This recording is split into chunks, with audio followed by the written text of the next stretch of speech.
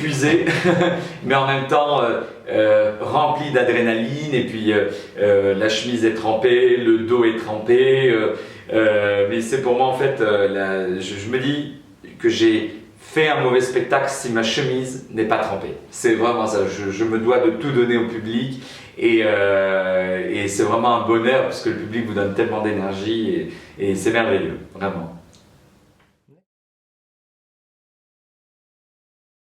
En fait, je suis passionné bien sûr par la musique, je chante plein de répertoires dans la partie entre guillemets musicale, mais j'aime rendre tout ça un peu divertissant, rajouter un petit côté entertaining dans tout ça.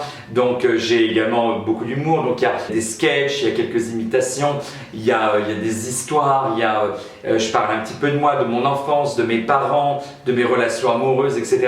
C'est un peu rentrer dans mon univers, l'univers de l'opéra, l'univers de Broadway, etc. Donc je raconte un petit peu tout ça, mais c'est toujours été cette envie que j'ai eue depuis le début de mélanger les deux.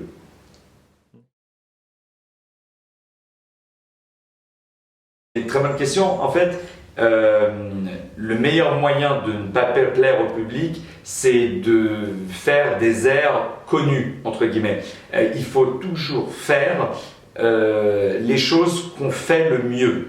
C'est comme si vous recevez un grand chef à la maison et vous essayez de faire un plat complètement, vous voyez, qui vous demande 8 heures de préparation. Si vous savez bien faire une omelette avec des champignons, vous faites l'omelette avec des champignons, vous voyez. Ce qu'il faut, c'est bien faire les choses. Donc moi, je chante les airs que j'aime chanter, qui me tiennent à cœur, qui sont aussi représentatifs un peu de ma personnalité, de mes origines musicales. Et c'est les airs vraiment que j'aime chanter. Je change très régulièrement parce que j'aime tester de nouvelles choses, et je suis en perpétuelle recherche des airs que justement je chante le mieux. Mais voilà, il y a tout ce répertoire éclectique qui me passionne. Il y a Toréador que j'aime chanter de Carmen, il y a Si j'étais riche, bien entendu, qui fait partie aussi de mes origines. Il y a Les Feuilles Mortes que j'ai fait avec Janet Jackson. Il y a Katyusha, une chanson russe, parce que je vécu en Russie, je suis très proche de la culture russe. Voilà, et les grandes comédies musicales de Broadway, etc. C'est tout ça.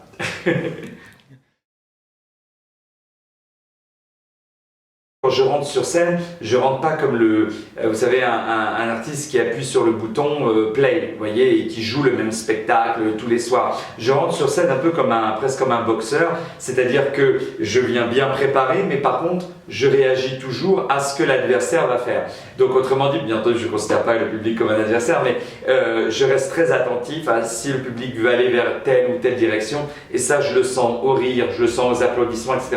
Donc c'est jamais tous les soirs le même spectacle, et c'est ça qui rend la chose encore si merveilleuse. La vie est tellement magnifique que je suis tellement influencé par les gens, parce que c'est ma plus grande inspiration, et tous les soirs je teste de nouvelles choses, et c'est vraiment un moment merveilleux pour moi.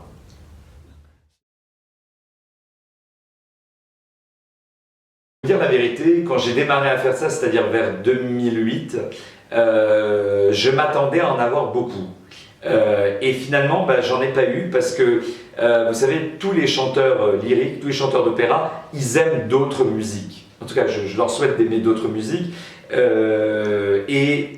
Mais par contre, il y avait ce mythe, si vous voulez, dans l'opéra, où lorsque vous êtes un chanteur d'opéra, c'est pas bon ou c'est mal vu de chanter d'autres répertoires que celui de l'opéra. Maintenant, en 2014, ça a changé. Absolument. En fait, moi j'ai fait beaucoup de rôles en tant que chanteur d'opéra ou de comédie musicale, etc.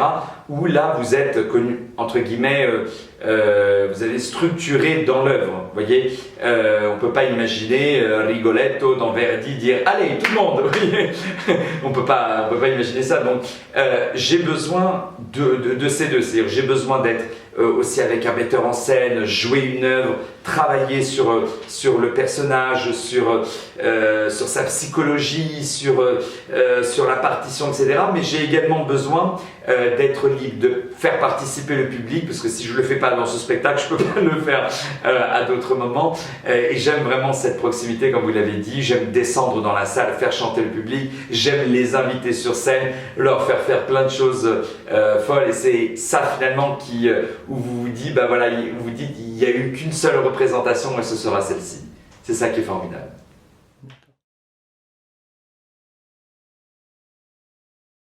Alors, ça dépend où vous allez aux États-Unis, parce que New York et le reste des États-Unis, c'est pas du tout la même chose.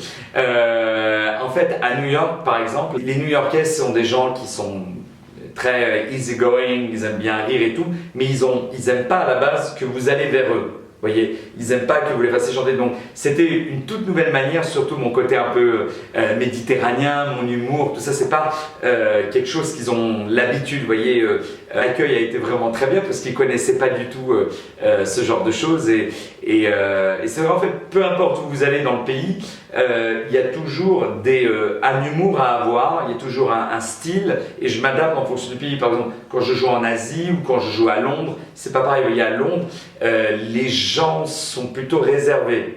Vous voyez, sont très élégants, mais sont plutôt réservés. À New York, ils sont très ils vous poussent vraiment au-delà de vos capacités. Mais vous savez, ce qui fait vraiment le spectacle, c'est toujours le public. Parce que quand vous êtes sur scène, la scène est la même. Vous voyez, vous avez presque un rideau noir en face de vous, vous avez les spots en plein la figure. Donc, ce qui fait vraiment qu'un spectacle est différent, c'est la réaction du public. En fait, moi, je suis un workaholic. Je suis quelqu'un qui a besoin de travailler, qui a besoin de créer. J'aime créer, j'aime faire des choses, j'aime monter des nouveaux projets. Donc, dès que je termine ce spectacle le 1er octobre, en attendant, déjà, je suis en train d'enregistrer déjà un nouvel album qui sortira fin 2014, début 2015, qui sera dédié au grand standard rendu célèbre par Sinatra. Côté un peu crooner, où là je chante vraiment comme un crooner pour le coup. Et en même temps, je prépare un spectacle sur Napoléon. C'est la première fois que je le dis d'ailleurs, que je le dis à un média. Donc je prépare un spectacle sur Napoléon qui sera joué sur Broadway courant 2015, je pense au niveau du printemps. Mais là déjà jusqu'au 1er octobre, je suis au Théâtre du Gymnase. Et après, à partir du 6 octobre, je démarre mon spectacle à Broadway qui se joue pour sûr jusqu'au 1er janvier et prolongation possible jusqu'au mois de mars. En même temps, j'ai une autre comédie musicale un peu dans la tête, j'ai un autre album aussi dans la tête, et je prépare également un album pour une très grande star américaine. J'ai le plaisir de faire celui de Jermaine Jackson.